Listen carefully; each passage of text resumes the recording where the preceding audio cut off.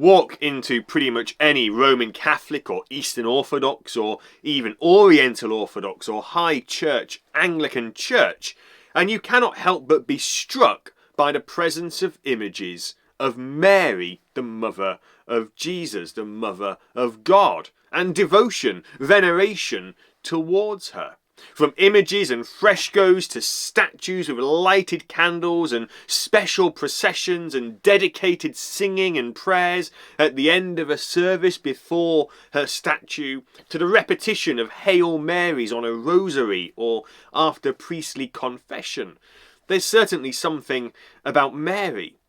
But was this always the case? Why is her role in Protestant churches so vastly diminished to the point it almost looks like she's been sidelined and actively avoided?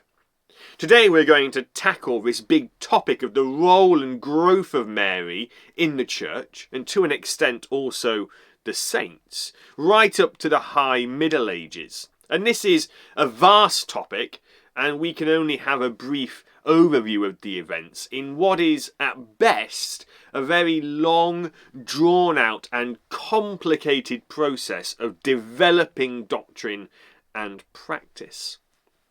But I actually want us to really start before the standard era we've been looking at and calling church history. I want to go back even further in the history of the church, in the history of God's chosen people, to the kingdoms of Israel and Judah, and even as far back as Moses and the time in the wilderness, because I think to really understand what has happened in the church, what happened at the Reformation, it helps to take the advice of the wise King Solomon, when he says in Ecclesiastes 1, verses 9 to 10, "What has been will be again, what has been done will be done again. There is nothing new under the sun.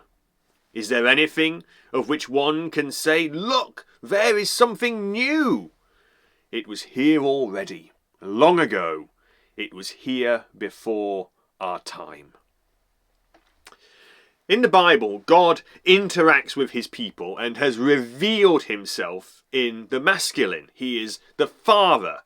The one exception to this really is the figure of woman wisdom in the book of Proverbs, which is a personification of the wisdom of God.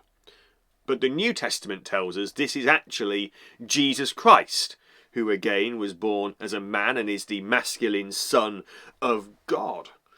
The God of the Bible is portrayed as a king above all, and importantly, a king who has no spouse, who has no equal. And this marks the faith of the Bible out from all the other ancient world religions, where the top god of the pantheon is always dedicated and said to be having a spouse, or even multiple spouses. Hence we have Orion and Isis in Egypt, Baal and Astarte or Ishtar in Mesopotamia, Zeus and Hera in Greece, Jupiter and Juno in Rome, Odin and Frigg among the Norse, and Indra and Sachi in India. Indeed, the relationship between these spouses and the cheatings among them with various other deities and goddesses and even humans is the backbone of much of ancient mythology. But not so in the Bible. In the Bible, the God of Israel is a jealous God who has no consort. He is king alone. The throne seats only himself. Of course, this is because of the doctrine of the Trinity, which makes the idea of a divine consort a nonsense and actually a weak and inadequate idea to express how truly one and self-satisfying and glorifying God is. But that's not to say that the people of Israel didn't constantly seek after a female divinity, didn't constantly fall into promoting a queen of heaven, a consort of the God of all. And we see this time and time again. Starting in Deuteronomy chapter 16 verse 21, God tells Moses to not allow wooden Asherah poles or wooden Asherah trees to be set up or planted beside the altar of the Lord. Asherah was a name of a consort of the Canaanite high god Baal. And despite this clear command, this is exactly what Israel did, time and time again. They set up the worship of Asherah even in the temple itself. And so the prophets rallied against the cult of Asherah, and they had the poles and trees cut down again and again. But then other royals, such as Queen Mother Marka or Jezebel, brought the cult of Asherah back to the front of public devotion. Hosea, Jeremiah, Ezekiel, they even place the chief blame for God allowing the destruction of Jerusalem and the Babylonian exile as being the people's toleration and support of goddess worship, provoking God to jealousy. Jeremiah remarks that the people offered bread and drink and incense, offering them to the Queen of Heaven. And this was seen by the people as giving them protection in a time of plenty, whilst God somehow remained distant. But God was having none of it. God was a jealous God, and so came the exile. Following the exile in Babylon, most of this goddess worship seems to have been stamped out, and the monotheism, the only one God of Second Temple Judaism, was greatly emphasized and gloried in. God had no queen.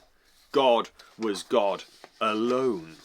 Thus, come the time of Jesus, Judaism stuck out like a sore thumb. It was the only religion without a goddess in a sea of horny and married deities. And of course, Christianity came from this Judaism. But it didn't stay there. As we've covered at great length earlier in this series, the church over the first 150 years increasingly separated from their Jewish roots, and the overwhelming majority of Christians were soon to be Gentile converts, former pagans, people who grew up in a world of multiple gods and goddesses, in a worldview where a divine mother figure was a great sense of comfort and pride, such as in Ephesus, where the cult of Artemis, known as Diana to the Romans, was central. And Artemis was the goddess of motherhood, of childbirth and child-rearing and hunting, and importantly perhaps also the goddess of chastity, for she remained a virgin, a maiden, unlike nearly all of the other Greek goddesses. In the Bible, Mary is portrayed as human, in need of a saviour due to her sin like any other.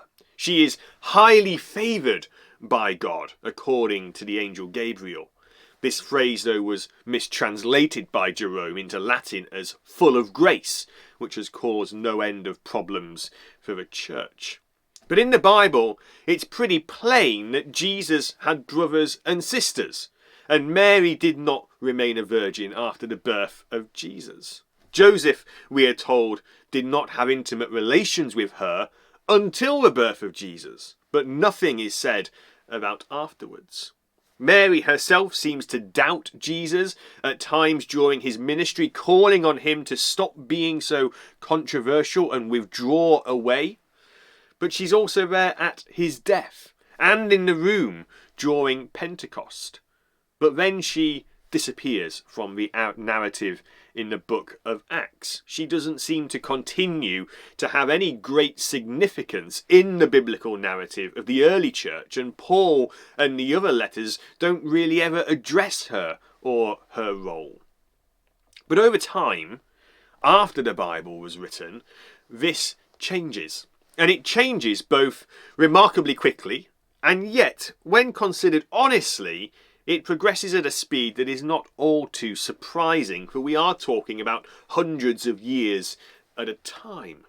And two factors, I would say, led to this change, and separating these two factors from one another is not easy, and it's not clear-cut, and many church historians, on both those who are very pro-Mary veneration and those who are very against, do tend to like to make it all black and white and one and the other. On the one hand, one of these key factors is the theological change, and this is something which often came from noble intentions. And these intentions were twofold. The first was protecting the true humanity of Christ against those who made him out to be only an apparition and not real flesh, the heretics known as Docetics. This, for example, led to Ignatius writing at the start of the 2nd century to emphasize her virginity and the reality of the human birth of Jesus. And it led for Irenaeus at the end of the 2nd century, for this second area of theological change, to start to draw strong parallels between Mary and Eve. Because Paul speaks about Jesus being the second Adam, the new father, the new head of the human race. And what about Eve? And so Mary in Irenaeus and beyond starts to fulfill some of that imagery and typology of Eve as the mother of all of new humanity, those made under the new headship of the new Adam, Jesus Christ. And so you've got these two different kind of theological things going on. One is to defend the humanity of Jesus by emphasizing the real birth, the virgin birth. And the other is this kind of theological wanting to map out history going over itself again and again and seeing in Mary a new Eve. And it's here with Irenaeus in the mid-2nd century that things start to go a little heated. On one side, you have men like Irenaeus and Clement who say, actually, there was no pain in her childbirth, and they seem to imagine that he teleported out of her womb. For pain in childbirth is because of the fall. It's there in Genesis, but Jesus was sinless, and they didn't like the idea that he would therefore cause pain on his birth. More on that in a moment. But on the other side, you had the likes of Tertullian, who would argue that the pain of Mary's childbirth was foretold in Exodus 13:2. Likewise, it's around this time and into the early 3rd century that the idea that Jesus' brothers were not actually Mary's children began, and her perpetual virginity becomes more common.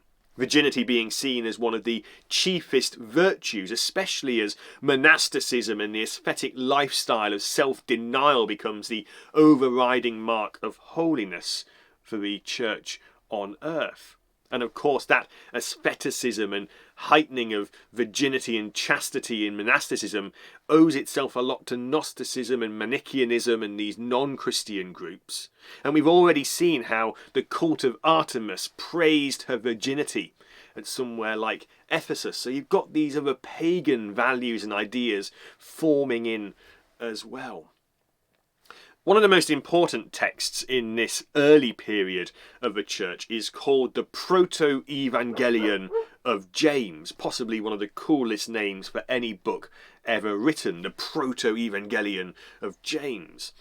And it's from this text, written about 100 years after the Gospels we have in the Bible, that much of the church tradition about Mary originates. This is a book which names her parents as Joachim and Anna, and it has her birth, the birth of Mary, be miraculous.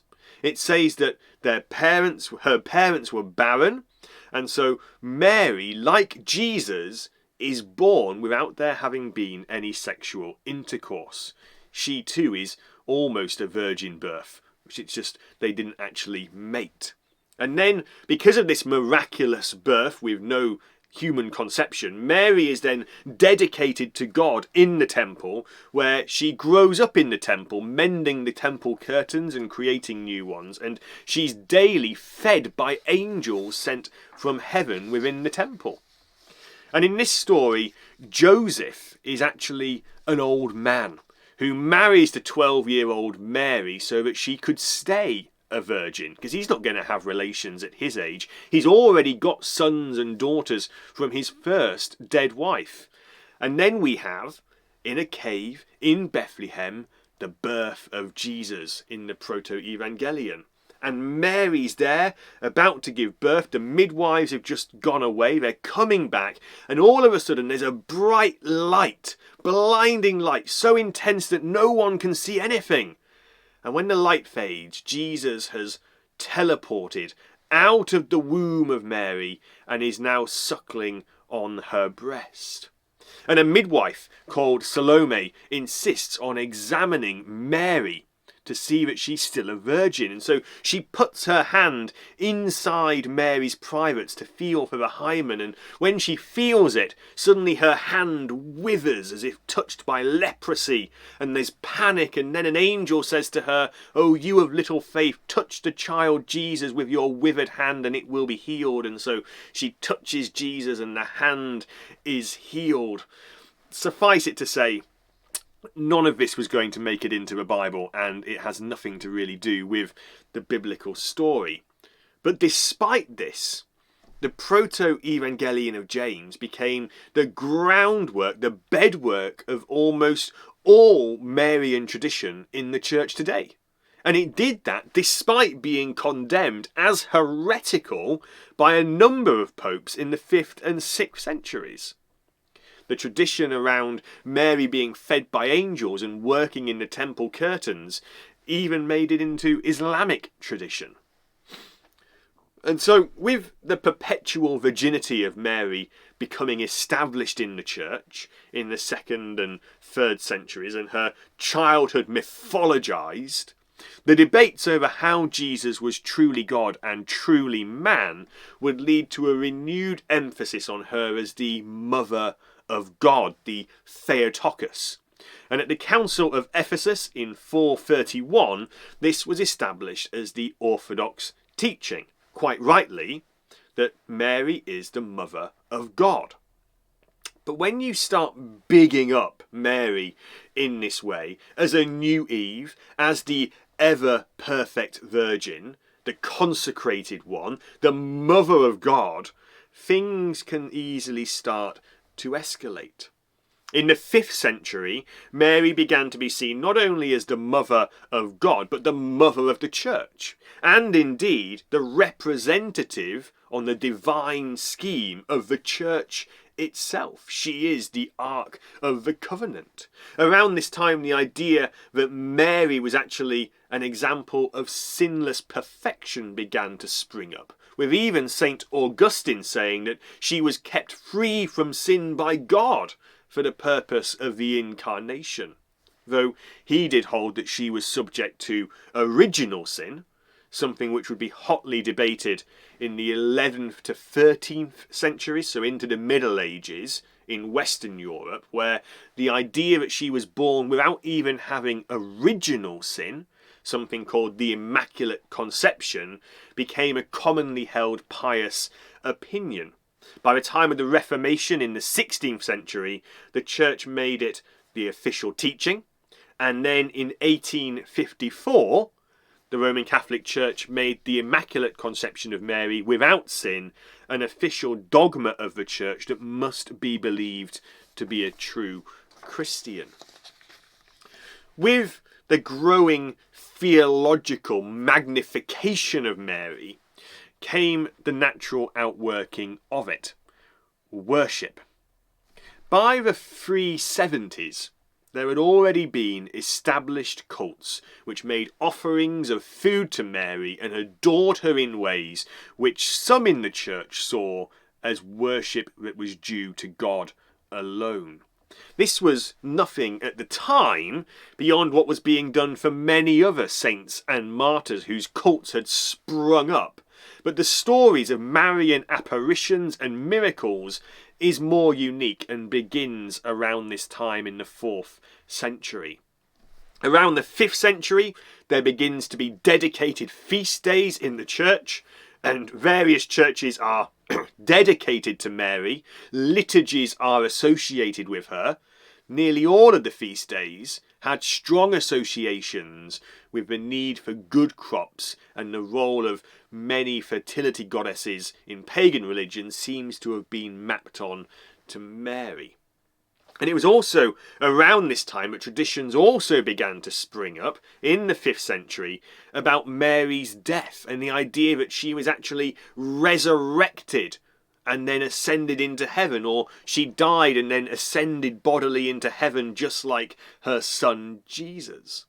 And in this way, the official declaring of Mary as Theotokos, the Mother of God, in the 5th century, something that the arch-heretic Nestorius greatly opposed to on the grounds that the cult of Mary was worshipping her as divine, this is seen actually not as the cause of the praise of Mary, but rather this declaration that she is the Mother of God is the pinnacle of the cult of Mary, even if the title is theologically sound and true in itself. From here, with her the Mother of God, churches in her name, services and liturgies in her name, feasts in her name, the devotion of Mary and the saints only becomes more and more intense and wild as the church approaches the Middle Ages. In the West especially, Mary becomes the Queen of Heaven, the very title that Jeremiah once so condemned. Mary becomes the Queen of Heaven, and she would become identified as the personification of wisdom in the Old Testament, rather than wisdom being identified with Jesus Christ. From around the year 1000, major cathedrals such as Notre Dame and Chartres were dedicated to her. Pilgrimages to places of Marian apparition such as Walsingham sprang up. And as the Black Death ravaged Europe, people turned to Mary for compassion as the intercessor between them and Christ, who became a more and more increasingly distant figure and judge who was seen as sending plagues and trouble to punish the people of Europe. Mary came to be seen as the mediatrix of the church, a special mediator between humanity and Christ, with this title being given to her by the likes of Bernard of Clairvaux, who we've met before. Now, the Roman Catholic Church makes a distinction between what it calls veneration, which can be given to the saints and angels and relics, and worship, which is for God alone. Veneration being called properly dulia, and the worship of God latria. But Mary alone, according to the Church of Rome, is given hyperdulia, hyper veneration above all others except God. Of course, such a distinction between veneration and worship and dulia and latria was rejected by the reformers at the Reformation, just as it was rejected by a number of people back in the 4th century resisting the growth of the Marian cults in that time. So that is the theological trajectory of devotion till the Reformation, the key strand that saw Mary become who she is in the church today. It saw interest in Mary among the Apostolic Fathers immediately after the New Testament being only passing, just to affirm that there was truly a virgin birth of a human incarnate God, right through to her being mediatrix, ever virgin, Queen of Heaven, Empress of Angels, immaculately conceived, preserved from all sin, resurrected and ascended into heaven, where she prays for sinners now and at the hour of their death. That theological strand of why this happened is mapped out there. But what cannot be denied, and as I alluded to as well, is that what else played into this trajectory of devotion and elevation of Mary to such near goddess-like places follows very much the growth and progress of the church among the pagans, who were used to having such a goddess figure. Early art of Mary in the catacombs in churches mirrors the poses and styles of art of Egyptian and Roman goddess figures. The forms of offering and devotion given to saints and Mary increasingly and more fervently after Christianity becomes the official religion of the Roman Empire mirrors very much the offering and devotion given to pagan gods and mythological heroes. The introduction of veneration art, offerings, candles, incense, all of that maps in broad strokes with the influx of pagans into the now empire approved and later empire enforced faith. At the Reformation, the devotion to Mary and other saints would be a major issue at play. Though even the reformers themselves would rarely speak out against some of the earliest pious beliefs, such as her perpetual virginity. Such was the honour and cultural baggage associated with Mary even to them. For them, though, the extent of Marian devotion simply proved Solomon's point. There is nothing new under the sun, and the new Queen of Heaven is no different to them than the Queen of Heaven condemned in Jeremiah. And so that maps out Mary, the theological strand, the pagan strand, coming together to create the cult of Mary that we see in so much of the church today.